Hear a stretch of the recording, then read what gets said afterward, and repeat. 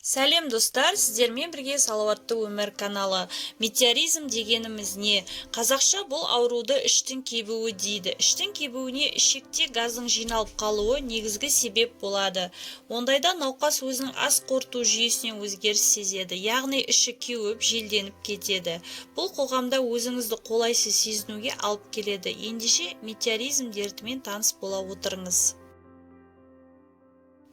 Іштің кебуі сау адамдарда да кездесуі мүмкін, және ол аурудың белгісі болуы да ықтимал. Көп адам бұл проблемаға жете мән бермейді. Алайда газдың көптеп түзілуі назар аударуды қажет етеді. Ішекте газдың түзілуі бұл қалыпты физиологиялық процесс. Дені сау адамның асқазанында тәулігіне шамамен 600 мл газ түзіліп шығарылады. Бірақ метеоризм кезінде газдың мөлшері 3-4 литрге жетеді де, нәтижесінде науқастың асқазаны ұлғайып ісіп кетеді. Ішекте газдың түзілуіне себеп болатын жағдай біріншіден асқазанда ас қорытылған кезде бактериялардың пайда болуы. Газды сол бактериялар өздерін тіршілік ету барысында бөліп шығарады. Сол сияқты науқас ауаны тамақ ішкен кезде, әйтпесе біреулермен әңгімелесіп сөйлескен кезде шамадан тыс жұтуы ықтимал. Ондайда адам кекіре береді, жұтқан ауасы аузынан солай кекірік түрінде шығарады.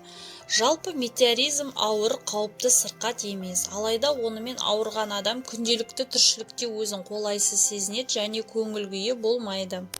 Іштің кебуіне негізінен мынадай жағдайлар әсер етеді. Асқазан ішек жүйесіне нашар қорытылатын көмірсутегіне бай тағамдармен қоректену, газды сусындарды көп ішу, тамақты асығыс шайнап жұту, ауызды толтырып лақылдата су ішу, таңдайдағы, тістегі, кеңсіріктегі ақаулар болуы мүмкін, ішек жүйесінің кейбір тамақ түрлерін нашар қорытып сіңіруі, іштің жиі-жиі қатып қалуы, осының барлығы іштің кебуіне алып келуі мүмкін.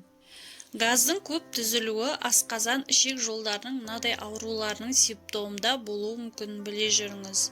Гастрит, энтерит, колит, холецистит, гепатит, крон ауруы, ішек құрт инвазиялары, ішектің қатерлі ісігі, созылмалы панкреатит, ішек инфекциялары және тағы да басқа. Сонымен қатар лактозаны да газ түзілудің бір себебі ретінде атауға болады. Бұл сырқат кезінде науқастың асқазанында лактоза сүт құрамында болатын көмірсу лактозаны ыдырата алатын фермент болмайды. Бұл ауру ер адамдарға қарағанда әйелдерде жиі кездеседі. Соңғы уақытта ғалымдар бұл аурудың пайда болуына күйзеліс, күйініш, депрессия себеп екенін айтуда. Сонымен қатар әйел адамдардың іш кебуге етеккір келер алдындағы кезең, аднексит, жатыр миомасы, жатырдан тіршілік те себеп болуы мүмкін дейді.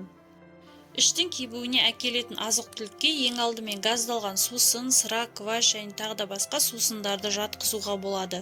Газдың көп түзілуіне мына азық-түліктер де себепші бола алады. Бұршақ дақылдар, үрме бұршақ, ас бұршақ, жасымық, сүт және сүт өнімдері, кейбір көкөністерден орамжапырақ, пияз, балдыркөк, шалғам, дәнді дақылдардан жүгері, кебек, бидай ұрығы, қамырдан дайындалған өнімдерден орама, тәтті тоқаш, пицца. Ішіңіздің жиі кебетінін, желденетінін байқасаңыз, суды, сорпаны молырақ ішіңіз. Газды сусындарды, сыраны, содалы сусындарды мүмкіндігінше аз пайдаланыңыз, сирек ішуге тырысыңыз. Әйтпесе асқазан ішек жүйеңізде ас судың ашуын, қышқылдануын күшейтесіз. Газды сусындарды ыдысқа құйып, оның газын неғұрлым сыртқа шығарып барып ішіңіз.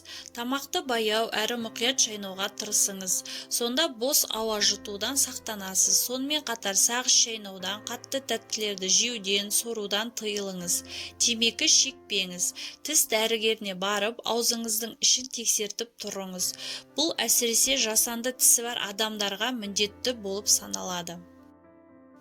Іштің кебуінен, оның жанға бататын түрлерінен ұдайы зардап шегіп жүрсеңіз, ішіңіз ауырып жүдей бастасаңыз, міндетті түрде дәрігерге көрініңіз.